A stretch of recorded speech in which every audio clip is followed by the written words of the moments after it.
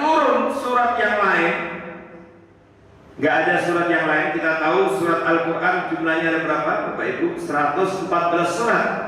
Kalau seandainya nggak ada surat-surat yang lain, 113 surat yang lain, nggak ada kecuali hanya surat ini saja yang turun kepada Rasulullah SAW, lakafatuhu, niscaya itu cukup. Bismillahirrahmanirrahim. Assalamualaikum warahmatullahi wabarakatuh. Alhamdulillah,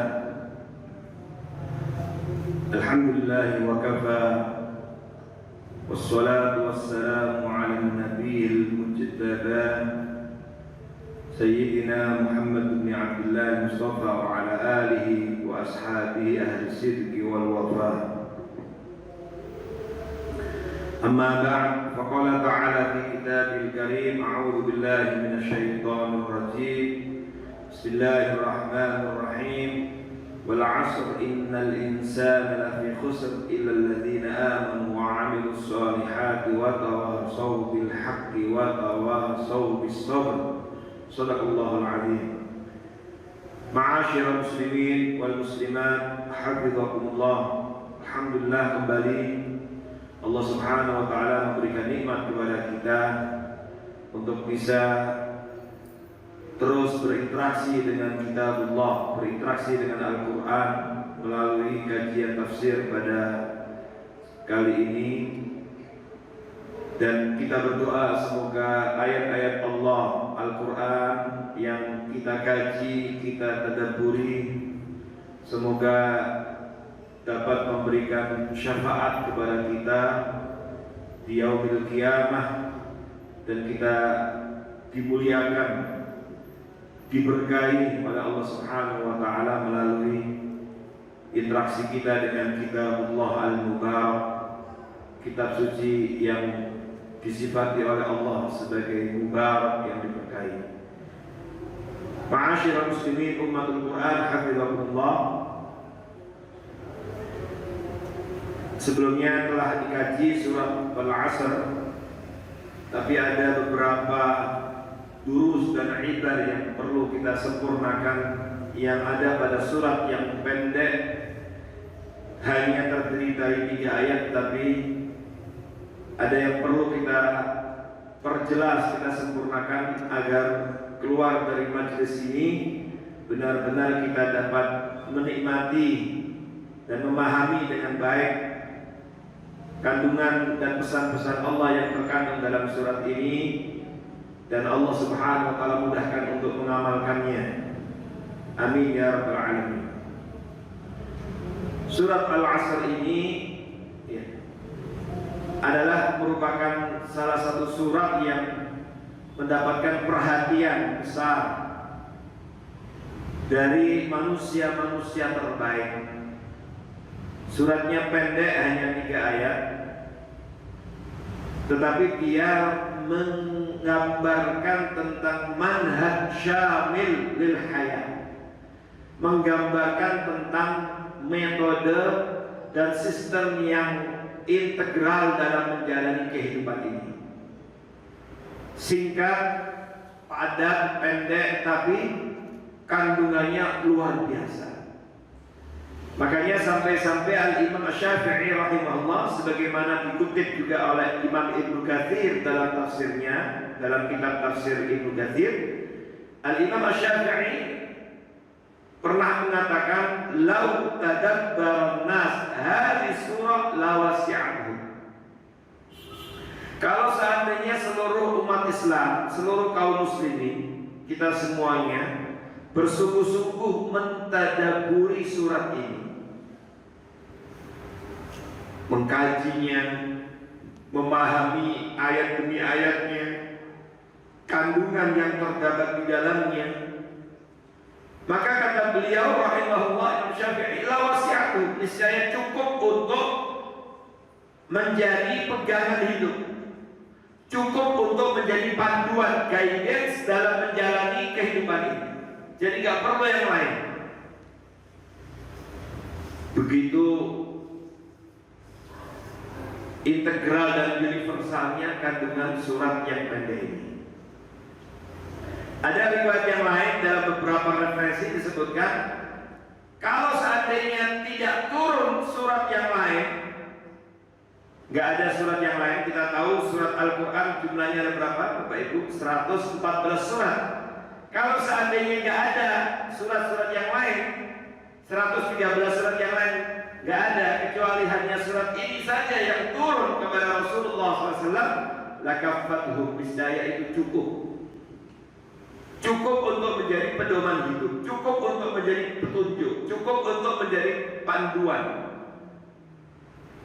Ini menunjukkan betapa luas dan dalamnya kandungan ayat-ayat yang terdapat di dalam surat Al-Asr, atau juga bisa disebut surat Wal-Asr. Karena itu saking pentingnya kandungan yang terdapat di dalamnya, disebutkan dalam beberapa riwayat, termasuk yang disampaikan oleh Imam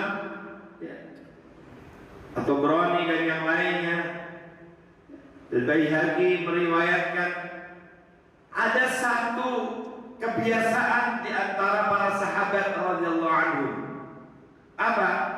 Bahwa di antara para sahabat itu apabila mereka bertemu dengan sesama teman sahabatnya, lam yaftariqa, keduanya tidak berpisah kecuali satu sama lain saling membacakan surat ini, mengingatkan surat ini. Makanya di sebagian majelis kita perlu juga biasakan selain membaca doa kafaratul majelis sebelumnya dibaca surat Wal-Asr. Itu adalah tradisi manusia-manusia terbaik. Kenapa mereka sampai melakukan itu? Itu tidak lain karena mereka ingin setiap umat Muhammad SAW selalu mengingat apa yang terkandung pada atau dalam surat ini, yang di dalamnya mengandung begitu banyak pelajaran, yang diantaranya kita semuanya berkepentingan untuk menginginkan itu, yaitu ada 4 kunci keberhasilan, keberuntungan, kesuksesan, kebahagiaan. Bukankah selama ini kita ingin bahagia, ingin beruntung, ingin sukses, ingin meraih keberhasilan dalam hidup kita, dan kita semuanya berkepentingan ingin menjadi manusia-manusia yang diselamatkan Allah dari kerugian.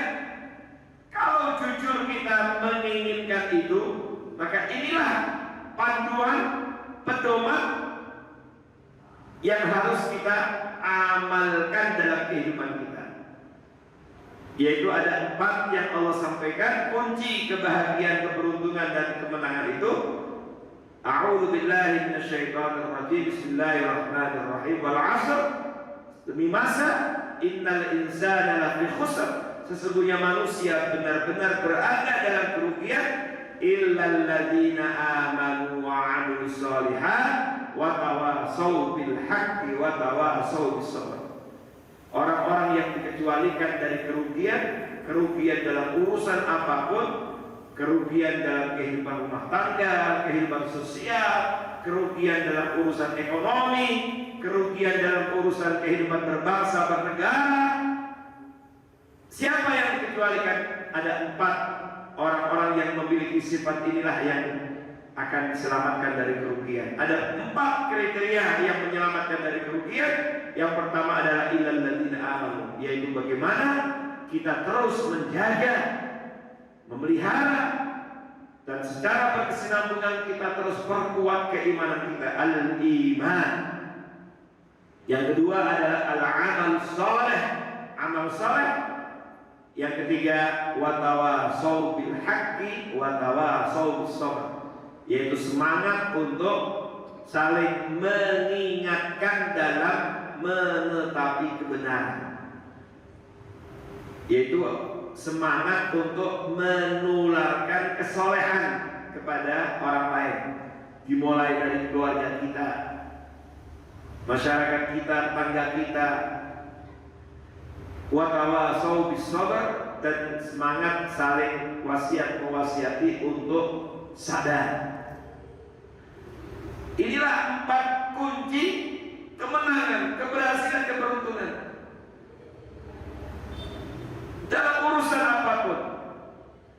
Kalau mau berhasil, kalau mau menjadi manusia yang sukses, yang hakiki di mata Allah dunia akhirat, 4 hal ini. Makanya tadi, kalau manusia mentadabburi surat ini dengan benar, baik, maka cukup menjadi pedoman hidupnya. Yang pertama, iman. Bapak Ibu, kita tahu sendiri, yang namanya iman ini sangatlah berharga, harus terus dijaga, dirawat, disirami. Sebab iman ini mengalami fluktuatif, mengalami naik dan turun. Alhamdulillah, kita barusan beberapa waktu yang lalu menyelesaikan Ramadan, dan Ramadan adalah kampus universitas yang menggembleng kita untuk menjadi orang-orang yang beriman, bertakwa kepada Allah. Dalam kurun waktu yang lama, sebulan penuh kita menjalani ibadah puasa, ditambah dengan sholat tarawih, ditambah dengan rajin bersedekah, ditambah dengan qiyamul lail, tahajud lagi, ditambah dengan tilawat Al-Quran dan beragam amal kebaikan lain. Tujuannya apa? Untuk memperkuat keimanan, ketakwaan kita kepada Allah. Maka tugas kita sebagai alumni Ramadan, pasca Ramadan ini adalah merawatnya, menjaganya. Dan ini tanggung jawab kita, karena kita merasakan bahwa ini mengalami fluktuatif. Dan begitulah keberhasilan orang-orang yang berpuasa meraih derajat takwa, la'allakum tattaqun, tidak ditandai dengan selesainya Ramadan, tetapi ditandai dengan kesinambungan hubungan baiknya dengan Allah pasca Ramadan. La'allakum tattaqun. Makanya redaksinya itu menggunakan fi'il mudhari', terus berkesinambungan. Keberhasilan orang-orang yang berpuasa meraih derajat takwa bukan ditandai dengan berakhirnya Ramadan, tapi ditandai dengan kesinambungan hubungan baiknya dengan ayat-ayat Allah pasca Ramadan. Ditandai dengan hubungan baiknya yang berkesinambungan dengan rumah Allah pasca Ramadan. Ditandai dengan semangatnya terus untuk menjalin hubungan baik as-silah billah dengan Allah. Ini iman amal. Dan tentu kita semuanya berkepentingan untuk menjaga itu, karena manusia, makhluk Allah ini, manusia di mata Allah itu baik dan buruknya tergantung imannya. Keimanan inilah yang menjadikan manusia mulia di sisi Allah Subhanahu wa taala. Yarfa'illahu alladziina aamanu minkum walladziina utul 'ilma darajat. Dengan iman ini Allah mengangkat derajat orang-orang beriman. Illal ladziina aamanu wa 'amilus shalihat. Iman yang hakiki harus diterjemahkan dalam bentuk amal soleh. Banyak orang yang kadang-kadang berdalih, menjustifikasi, mencari pembenaran terhadap kekurangan dirinya dengan mengatakan, saya meskipun nggak sholat begini tapi saya iman. Nggak bisa. Meskipun saya tidak menutup aurat tapi saya mukmin, mukminah. Tidak bisa. Iman itu harus diterjemahkan. Terjemah hakikinya adalah amal sholat. Kalau mengaku mukmin wajib sholat, mengaku mukmin wajib melaksanakan puasa Ramadan. Iman itu tidak cukup hanya di hati, tapi harus diungkapkan dan kemudian diterjemahkan dalam amal nyata konkret. Amilus shalihat. Maka tidak cukup dengan iman saja. Yang kedua, amilus shalihat. Maka di dalam banyak ayat-ayat Allah yang lain, Allah selalu ingatkan, iman amal soleh inilah yang menghantarkan seorang menjadi pribadi-pribadi yang beruntung. Hidupnya akan diberkahi Allah, hidupnya akan sejahtera. Man amila amalan salihan min dzakarin aw untha wa huwa mu'min. Ada mukmin. Barang siapa yang rajin amal soleh, laki-laki maupun perempuan, wa huwa mu'min, di atas landasan iman, falanuhyiyannahu hayatan thayyibah, maka kami akan berikan kehidupan, yaitu kehidupan yang baik. Jadi iman, amal soleh. Al-Imam Ibnu Qayyim rahimahullah mengatakan bahwa kamalul insan, kesempurnaan seorang manusia itu manakala terdapat dalam dirinya dua dimensi. Apa itu? Yaitu salihun li nafsihi, bermanfaat bagi dirinya. Yang salih li nafsihi, bermanfaat bagi dirinya ini ditandai dengan iman dan amal soleh. Iman dan amal soleh. Lalu yang kedua kata beliau, akan semakin sempurna manusia itu kalau terdapat dimensi yang kedua, yaitu nafi'un li ghairihi, memiliki nilai kebergunaan dan kemanfaatan bagi orang lain. Yang itu ditandai dengan watawasau bil haqqi watawasau bis sabr. Maksudnya apa? Bapak Ibu, orang kalau sudah beriman kemudian rajin sholat saja tapi nggak punya kepedulian, keluarganya kayak apa nggak mau tahu, anaknya sholat atau nggak sholat cuek saja, ada kemaksiatan kemungkaran di depan matanya, di dalam rumahnya nggak mau tahu, ada kezaliman kemungkaran di sekitarnya nggak mau tahu, merasa bahwa ini saya nggak mau ikut campur, saya nggak mau usir, yang penting saya soleh. Ternyata kalau ada orang yang seperti itu ternyata belum sempurna. Makanya Allah tidak mengatakan illal ladzina amanu wa 'amilus shalihat titik. Tapi harus disempurnakan dengan wa tawasau bil haqqi. Wa tawasau bil haqqi ini adalah harus punya andil kontribusi untuk apa? Untuk berdakwah. Iman dan amal soleh sudah semangat menjadi orang yang soleh, maka harus dilanjutkan dengan menularkan kesolehan ini kepada orang lain. Dimulai dari keluarganya, dididik keluarganya untuk menjadi orang-orang soleh juga. Perhatian, memastikan keluarganya menjadi orang-orang yang rajin sholat, menasehati mereka, mendidik mereka dengan pendidikan yang baik, mengajak. Wa tawasau bil haqqi.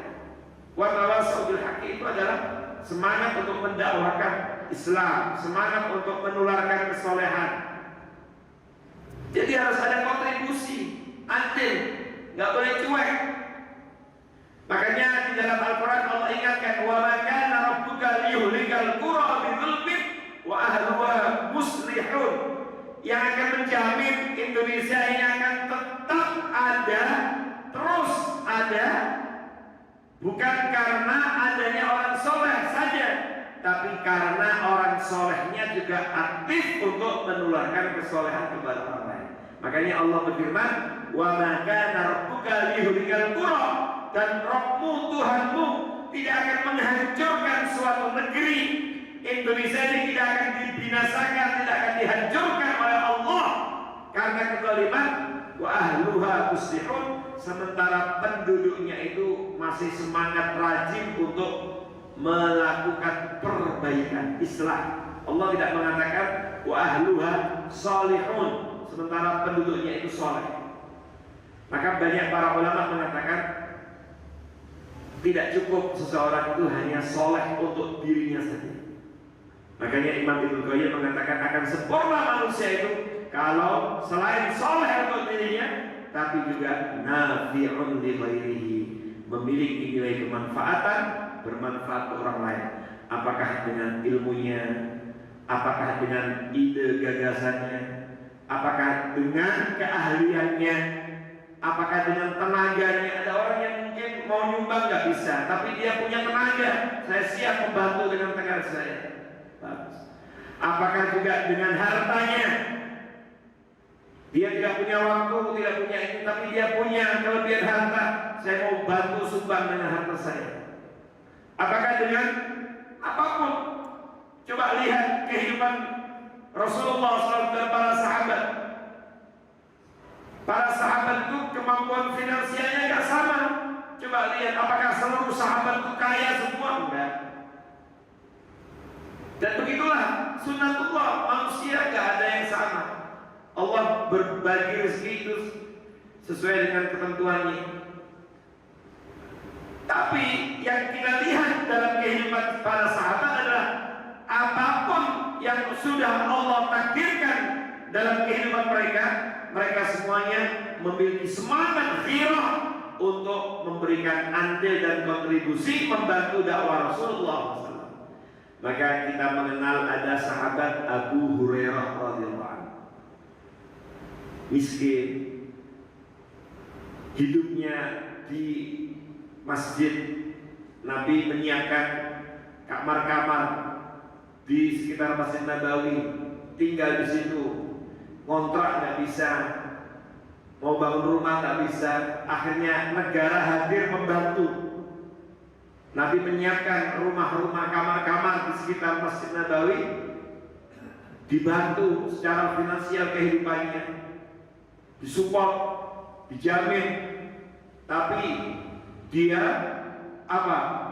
memanfaatkan keberadaannya di sekitar masjid untuk fokus belajar, tafarruh, thalabul ilm, menimba ilmu dari Nabi, semangat untuk mengambil hadis dari Nabi.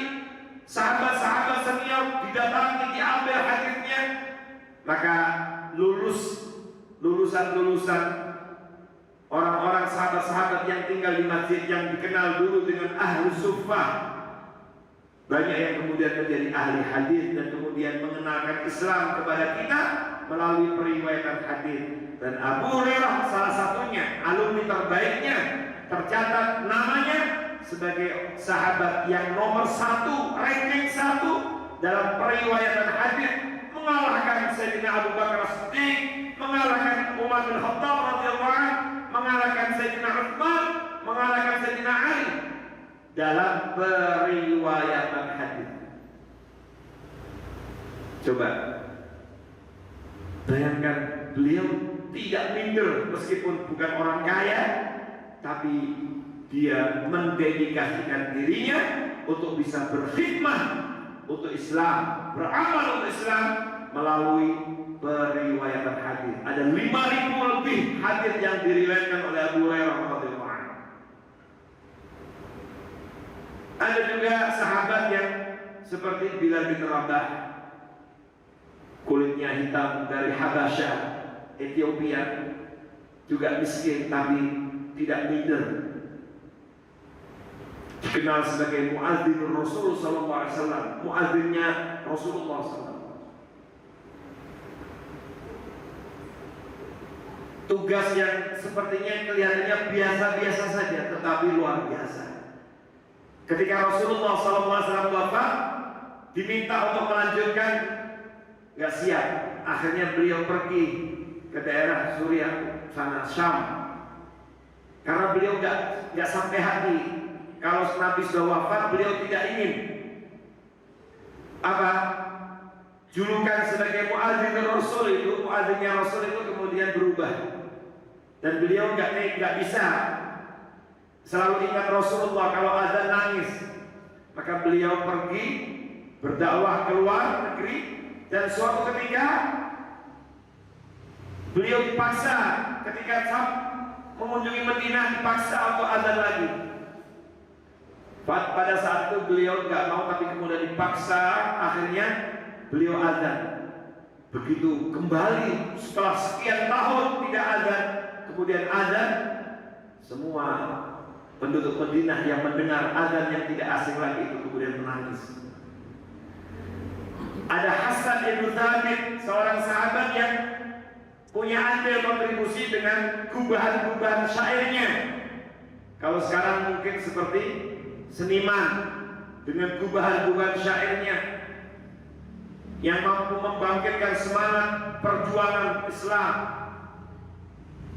Tapi juga ada Abu Bakar As-Siddiq radhiyallahu anhu yang kaya raya, konglomerat, pedagang berhati yang sukses, menyumbangkan dengan hartanya. Ada Umar bin Khattab, ada Abdurrahman bin Auf, sahabat yang kaya raya, yang para ulama ketika menerjemahkan biografinya, jihad dengan hartanya menutupi jihad dengan jiwanya. Maksudnya apa? Beliau tidak pernah absen dalam jihad peperangan bersama dengan Rasulullah SAW, tetapi sumbangan hartanya itu dalam perjuangan Islam, dalam dakwah itu luar biasa sampai menutupi jihad dengan jiwanya. Maka tidak ada aktivitas proyek agenda dakwah kecuali Abdurrahman bin Auf selalu ikut andil menyumbang. Pernah beliau menyumbang, membiayai semua keperluan pasukan kaum muslimin. Beliau yang membackup. Pernah ketika Madinah dilanda paceklik krisis pangan, beliau sebagai pedagang yang mendatangkan, mengimpor barang, ditawar dengan harga mahal oleh orang pedagang-pedagang munafik, dilipat gandakan keuntungan, tapi beliau tidak mau. Kata beliau, sudah ada yang menawar saya dengan berapa marginnya? Keuntungan 700%. Kaget. Kata pedagang-pedagang munafik, mana ada pedagang yang mau membeli barang dagangan dengan 700%. Padahal sebelumnya sudah ditawar 100%. Kalau saat itu modalnya 100 juta, berarti dia gak pakai capek-capek, langsung terima 200 juta. Tapi beliau gak tergiurkan. Sudah ada yang menawar 700 kali lipat. Mana ada, gila kamu.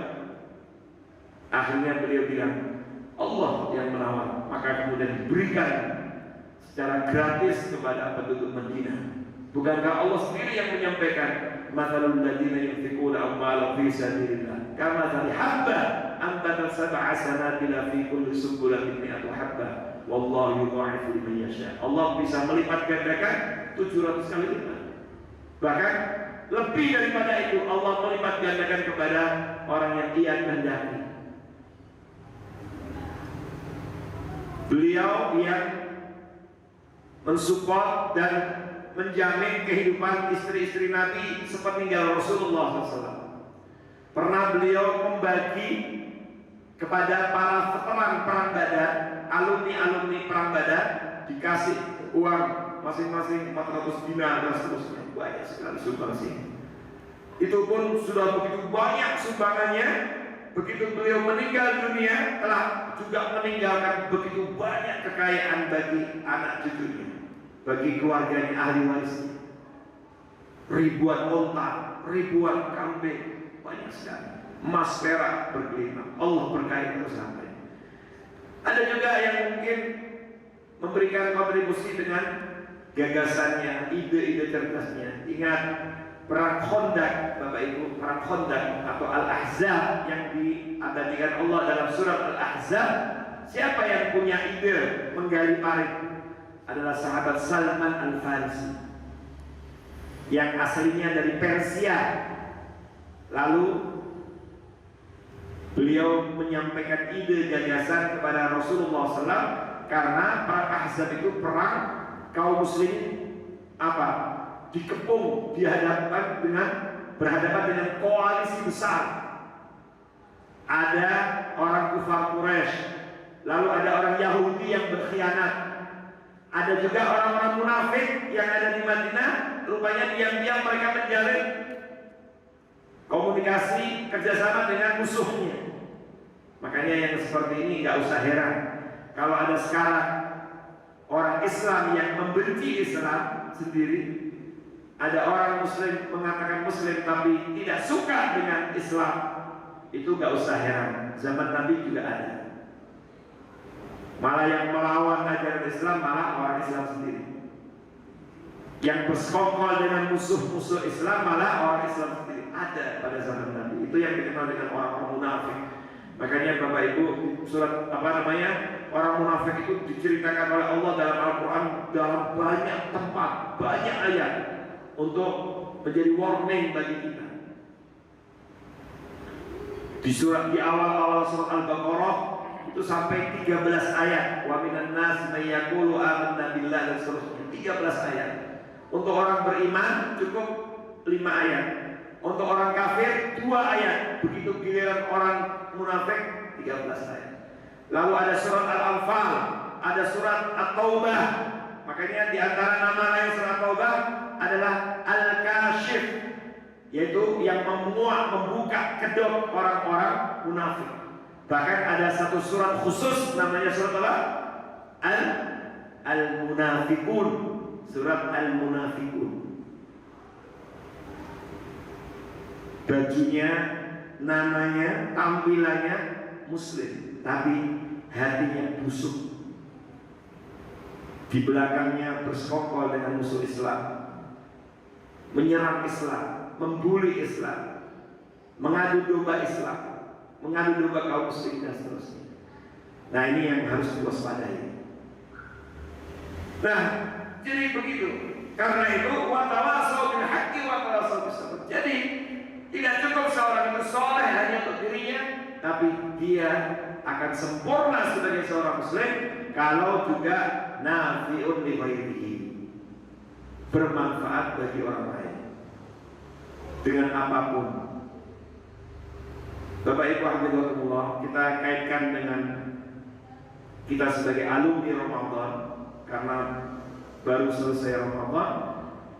Allah Subhanahu wa Ta'ala ketika menyampaikan pesan tujuan Ramadan takwa, itu juga sama. Coba perhatikan, ketakwaan yang Allah inginkan bukan hanya ketakwaan zati, fardi, ijtima, tapi individual semata, tapi juga ada ketakwaan sosial.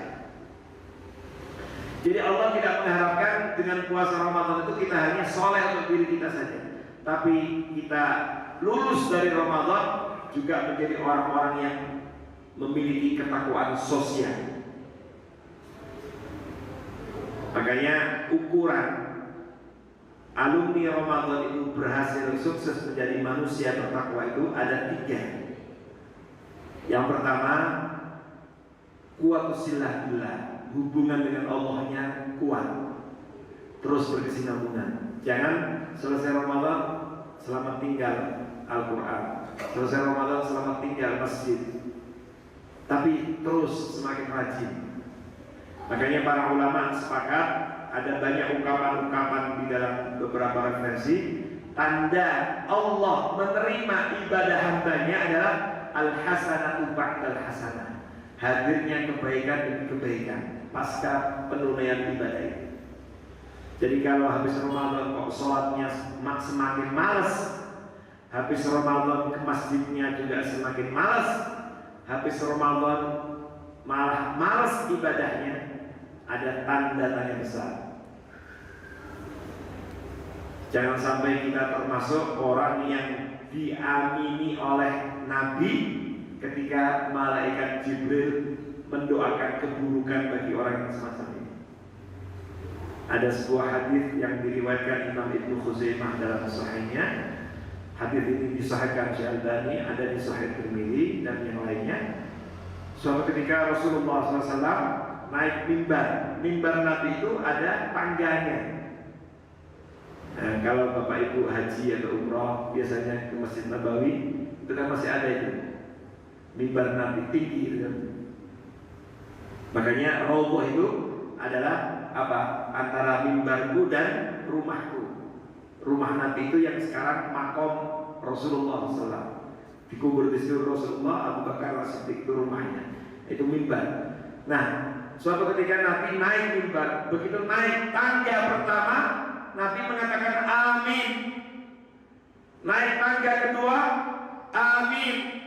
Naik tangga ketiga, amin. Maka para sahabat bingung, loh ya Rasulullah, kenapa kok amin? Gak ada yang berdoa, gak ada kedengaran doa, kok tiba-tiba amin, amin, amin. para sahabat. Penasaran. Maka kemudian para sahabat bertanya kepada Rasulullah SAW, ya Rasulullah, kenapa engkau mengatakan amin? Amin itu kan apa artinya? Allahumma stajib. Ya Allah, kabulkanlah. Kenapa engkau mengamini? Enggak kedengaran doa tiba-tiba amin. Kata beliau sallallahu alaihi wasallam, tadi itu barusan datang Jibril menemuiku. Enggak kelihatan. Apa? Pada saat naik tangga pertama, Jibril mendoakan, mengatakan syaqiya abdun, celaka, rugi seorang hamba. Apa? Adraka Ramadan fansalahu minhu wa lam yughfar lah. Dia dipertemukan Allah, diberikan nikmat oleh Allah, bertemu dengan Ramadan. Begitu Ramadan selesai dan diampuni dosanya oleh Allah Subhanahu wa taala. Nabi mengamini amin. Bayangkan, yang berdoa malaikat, yang mengamini Nabi. Bahaya. Makanya inilah harus terus dijaga, dirawat takwa. Yang kedua, naik tangga kedua, Jibril berdoa, mendoakan kerugian, celaka, syaqiya abdun, celaka seorang hamba. Adraka walidayhi aw ahadahuma falam yudkhilahu jannah. Dia diberikan nikmat oleh Allah, bertemu dengan kedua orang tuanya masih hidup, atau salah satu dari keduanya, tapi kedua orang tuanya tidak dapat membuatnya masuk surga. Kenapa? Karena durhaka kepada kedua orang tuanya, tidak birrul walidain, dibiarkan orang tuanya disengsarakan, diseret, dan tidak peduli dengan kedua orang tuanya. Maka Nabi amin, diamini Nabi, baik. Yang ketiga adalah yaitu mandukir indahu, yaitu orang kata malaikat syaqiya abdun, celaka seorang hamba, yaitu mandukir ta indahu, ketika disebut namamu di sisinya, walam yusalli alaihi, kemudian dia tidak bersalawat kepada. Makanya Bapak Ibu rahimakumullah, jadi inilah tugas kita, merawat iman, illal ladzina amanu wa amilus shalihat. Dan ketakwaan yang Allah inginkan bukan hanya ketakwaan individual, tapi juga ketakwaan sosial. Makanya yang pertama, tanda sukses Ramadan, quwwatus silatillah, semakin kuat hubungannya dengan Allah. Yang kedua, nah ada kaitan dengan hadis tadi juga, apa? Quwwatus silatul arham, semakin kuat silaturahimnya. Istilah silaturahim itu adalah hubungan dengan kerabat yang ada hubungan darah. Karena kata rahim itu, Bapak Ibu, aslinya adalah diambil dari rahim ibu. Makanya silatul arham, silaturahim itu adalah menjalin hubungan baik dengan kerabat, famili yang ada hubungan darah dengan kita, dimulai dari birrul walidain, kedua orang tua kita. Lalu turun ke bawah, saudara-saudaranya, adik kakak, paman, bibi, dan seterusnya, dan seterusnya. Nah, dalam konteks inilah sesungguhnya harus dimaknai mudik itu. Sebagian kita mudik, capek, lelah, keluarin biaya banyak, semangat dalam. Karena kita ingin merawat takwa. Salah satunya dengan birrul walidain, dengan silaturahim. Bagi yang punya orang tua, untuk mengunjungi orang tuanya. Bapak Ibu, tidak semua kita, tidak setiap kita jadi orang tua. Tidak setiap kita menjadi orang tua, tapi setiap kita pasti menjadi anak dari orang tua. Betul. Kan ada orang yang kadang-kadang Allah uji tidak diberikan anak. Tapi setiap kita pasti ya menjadi anak bagi orang tua kita. Oleh karena itu tadi malaikat mendoakan kecelakaan, keburukan, kebinasaan bagi seorang hamba yang diberikan nikmat oleh Allah dengan kedua orang tua atau mendapati salah satunya, tapi dia tidak mempersembahkan kebaikan kepadanya. Makanya bahasa dalam Al-Quran itu wabil walidaini ihsana. Allah tidak menentukan bentuk kebaikannya apa, tapi dibahasakan oleh Allah dalam bentuk nakirah umum. Maka apa saja yang membuat bahagia kedua orang tua itu persembahkan. Ada orang tua itu tidak berharap banyak, yang penting perhatian, persembahkan. Ada makanan yang disukai, persembahkan. Maka selalu silaturahim dibangun. Yang ketiga terakhir adalah kuwatus silah, kuwatu silatil ukhuwah, yaitu kuatnya tali persaudaraan sesama orang beriman, yaitu ukhuwah Islamiyah. Ada silatul arham atau silatul rahim, ada silatul ukhuwah. Nah, kita baca dalam Al-Quran, ketika Allah menjelaskan tentang takwa, itu ternyata banyak yang berhubungan dengan orang lain. Salah satunya, karena waktunya terbatas, nanti dibaca di rumah, ayat 177 surat Al-Baqarah, yang itu ayatnya berdekatan dengan ayat puasa. Allah terangkan orang-orang yang bertakwa yang hakiki itu apa? Mencakup 3 dimensi tadi.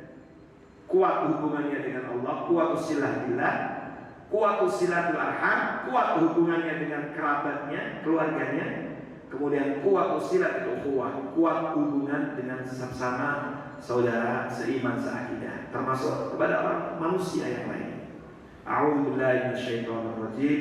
Laisal birra an tuwallu wujuhakum qibalal masyriq wal maghrib. Bukanlah kebaikan itu hanya sekedar menghadapkan wajah ke timur dan ke barat. Bukan hanya itu kebaikan itu, tidak hanya itu.